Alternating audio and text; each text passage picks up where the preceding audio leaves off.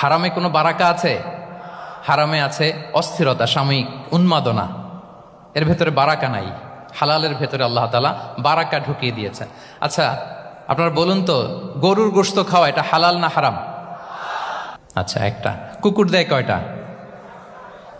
কয়টা? 7টা, 8টা, 10টা? Family planning নাই তো? দেদারসে দিচ্ছে। আচ্ছা, গরু হালাল, কুকুর হারাম। গরু বাচ্চা দেয় কয়টা? কুকুর দেদারসে দিচ্ছে।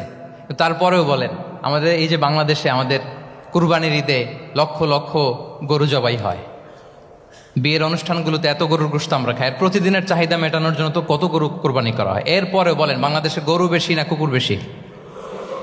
সবাই বলেন, গরু বেশি না কুকুর বেশি? কারণ কি? হালাল। কারণ কি? এই হালালে বরকত ঢুকিয়ে দিয়েছে কে? লা ইয়াদখুলুল জান্নাতা জাসাদুন গুযিয়া বিল হারাম। হারাম খেয়ে বর্ধিষ্ণু যে দেহ, সে দেহ আল্লাহর জান্নাতে প্রবেশ করবে না। মানে whatever you consume, it should be halal. এটা হালাল হইতে হবে। শুধু যেটা আপনি খাচ্ছেন এটাই না, কুলু মিম্মা ফিল আরদি হালালাম তাইয়্যিবা, আল্লাহ তাআলা বলেছেন যেটা কনজিউম করবা হালাল হবে, হালাল হতে হবে। তো এটা শুধু এত ন্যারো কনসেপ্ট না, আপনার জীবনের সবটাই হালাল হতে হবে। ইউর ফুড শুড বি হালাল, ইউর ড্রিঙ্ক শুড বি হালাল, ইউর ইনকাম শুড বি হালাল, ইউর ফ্যাশন শুড বি হালাল, ইউর এন্টারটেইনমেন্ট শুড বি হালাল। সব কিছু হালাল হইতে হবে। আমরা অনেকে যে ভুলটা করি, আমরা খাওয়ার ক্ষেত্রে শুধু হালাল খুঁজি, এরকম অনেকে করে, কিন্তু অন্যান্য ক্ষেত্রে হালাল হারামের বাজ বিছান নাই। আমি একটা উদাহরণ প্রায়ই দেই, দেখবেন যে বিভিন্ন সরকারি অফিসগুলোর মুসলিম কর্মকর্তারা তারা ওয়াইন খায় না। আমি দেখেছি, থাইল্যান্ডে গিয়েছে, চায়না গিয়েছে অফিসের কাজে, ওখানে হালাল রেস্টুরেন্টগুলো খোঁজে, কারণ মুসলিম, তার হালাল খাইতে হবে। তো সে ওয়াইন খায় না, পর্ক খায় না, কারণ ইসলামে এটা হারাম। আবার অনেক হিন্দু কর্মচারী, সে আবার গরুর গোশত খায় না, কারণ কি তার ধর্মে ওইটা হারাম। কিন্তু এই মুসলিম কর্মচারী, হিন্দু কর্মচারী দুইজনের নির্বিশেষে মাশাআল্লাহ ঘুষ খায়। এরকম হয় না? দেখেন, মুসলিম ওয়াইন খায় না, পর্ক খায় না, তার ধর্মে হারাম। আমার হিন্দু ভাই গরুর গোশ খায় না, এটা তার ধর্মে হারাম। কিন্তু ঘুষ আবার দুই ধর্মে হালাল নাকি? হ্যাঁ, হালাল না। তার মানে ওই যে pick and choose, I got the point, right? যেটা তার বিরুদ্ধে দাঁড়াচ্ছে ওইটা সে মানে না। তাহলে পিক এন্ড চুজ করার কোনো সুযোগ? আমরা আমাদের গোটা জীবনকে হালাল দিয়ে সাজাইতে হবে, তাহলে your lifestyle will be Islamic lifestyle. এই কথাটা কি বুঝতে পেরেছেন? তাহলে ইউর ফুড শুড বি হালাল, ইউর ড্রিঙ্ক শুড বি হালাল, ইউর ফ্যাশন শুড বি হালাল, ইউর ইনকাম শুড বি হালাল, ইউর এন্টারটেনমেন্ট শুড বি হালাল, even your relationship should be halal.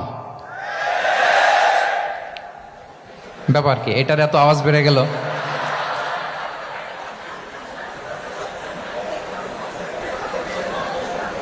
এটা কমন পড়ে গেছে নাকি? আচ্ছা বলেন, হালাল রিলেশনশিপ কোনটা বলেন?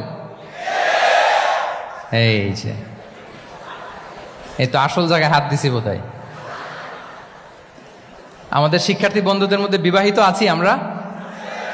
হ্যাঁ, কারা কারা আছে দেখি তো।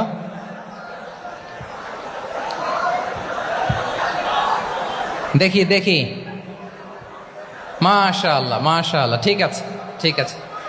আমাদের বোনরা উপরে আছেন, মাশাআল্লাহ, অনেকে হাত তুলেছেন, আলহামদুলিল্লাহ। এই তো আমাদের যারা হাত তুলছেন তাদের জন্য একটা তাকবীর দেই আমরা, আল্লাহু আকবার।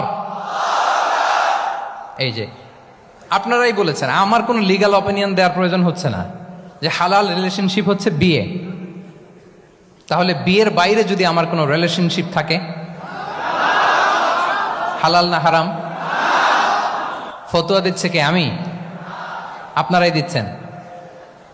বলেন, বিবাহ পরবর্তী কোনো যদি এক্সট্রা ম্যারিটাল রিলেশনশিপ থাকে, এটা ইসলামে হালাল না হারাম? তাইলে pre marriage relationship, after marriage relationship, এটা শরীয়তে হারাম। তো এই হারাম যদি আমি এই হারামের সাথে যদি নিজেকে জুড়ে দেই, তাহলে আমার লাইফস্টাইল এটা ইসলামিক লাইফস্টাইল হতে পারে না। আমরা বিয়ের মতো পবিত্র বন্ধনের মধ্য দিয়ে আমরা আমাদের দাম্পত্য জীবনকে উপভোগ করব। আল্লাহ তৌফিক দান করুক। এই যে অনেকে হাত তুলে ফেলছে, মাশাআল্লাহ, তার মানে সেকেন্ড ইয়ারে আছে, ফার্স্ট ইয়ারে আছে, থার্ড ইয়ারে আছে, আলহামদুলিল্লাহ, হালাল রিলেশনশিপে তারা গিয়েছে, মাশাআল্লাহ। তাহলে হালাল এন্ড হারামের ব্যাপারে যদি আমরা বলি, আমাদের পুরো জীবনের প্রতিটি অঙ্গন আমরা হালাল দিয়ে সাজাবো। কি বলেন, পারা যাবে তো ইনশাআল্লাহ? হারামের সাথে আমাদের কোনো সম্পর্ক আছে? হ্যাঁ, আমরা সবকিছু হালাল দিয়ে সাজাবো তো? হারামকে আমরা না বলে দিব, না, নো। আজকের এই জহির রায়হান মিলনায়তন, না এটা কি নাম, জহির রায়হান মিলনায়তনের এই হলরুম থেকে হারামকে আমরা লাল কার্ড দেখাই দিলাম। কি বলেন, হারামকে আমরা নো বলবো, আওয়াজ করে বলুন নো। ওকে, নো টু হারাম। তাহলে দ্য কনসেপ্ট অফ হালাল অ্যান্ড হারাম আশা করি আমাদের কাছে ক্লিয়ার। আমরা হালাল দিয়ে নিজেদের জীবনকে সাজাবো, হারামের সাথে আমাদের কোনো সম্পর্ক নাই। তাহলে একটা ট্রেইট আমরা শেয়ার করলাম, একটা কোর ভ্যালু শেয়ার করলাম, যে আমরা যদি হালাল মেনটেন করতে পারি আমাদের জীবনে, এটা হচ্ছে ওয়ান অফ দ্য কোর